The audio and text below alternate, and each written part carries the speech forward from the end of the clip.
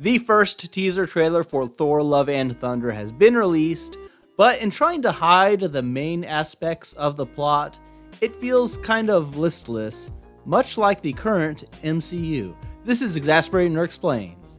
It feels like we have been dealing with the outcome of the snap for years now, because we have, and Thor Love and Thunder appears to be no exception. Picking up where Avengers Endgame left off, Thor is fat and accompanying the Guardians of the Galaxy in adventures at the start of the film. It feels like this trailer is basically covering the setup to get to the main point of the plot for the movie instead of the movie itself. We see Thor losing weight, wearing a Ravager's jacket after losing the weight, and eventually parting ways with the Guardians alongside Korg. Having abandoned his birthright to rule Asgard, he is listless and does not know what to do next, appearing to meditate to try to discover his new path, having given up being a hero. We see he does go on some adventures alongside Korg and a panel pulled directly from the comics, which was not a monster he had slain, but a fellow god he knew that had been killed.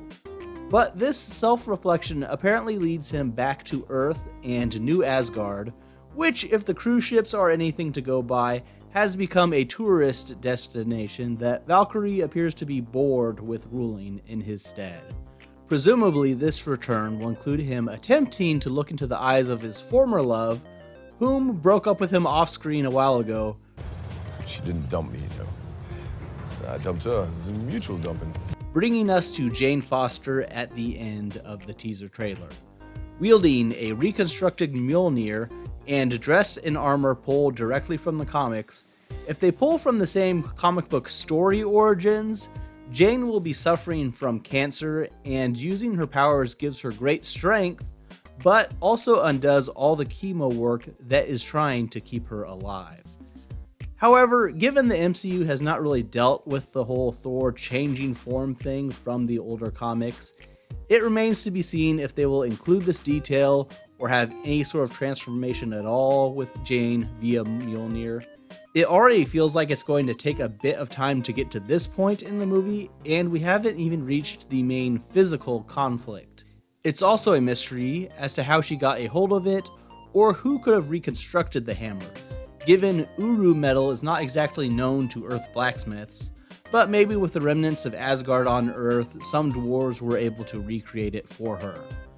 At first glance, this is the only appearance of Jane in the trailer, but eagle-eyed viewers will see two caped figures in what is clearly supposed to be Olympus from far away, leading me to believe that after the scenes with the Guardians and after going back to Earth, Thor and Jane travel together, which leads them to Olympus and the eventual villain of the film, Gore the God Butcher, not appearing in this trailer. Though the figure images are out, he looks kind of like a man or something.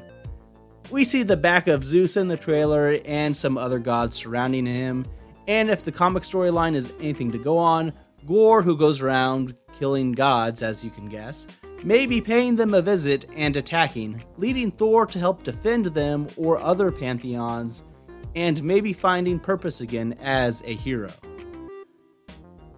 Anyways, let me know what you thought of this trailer in the comments. As a teaser, there's not too much there, but it does seem to have some good humor. Don't forget to like the video and subscribe to the channel if you are not already for more content. Thanks for watching. Bye.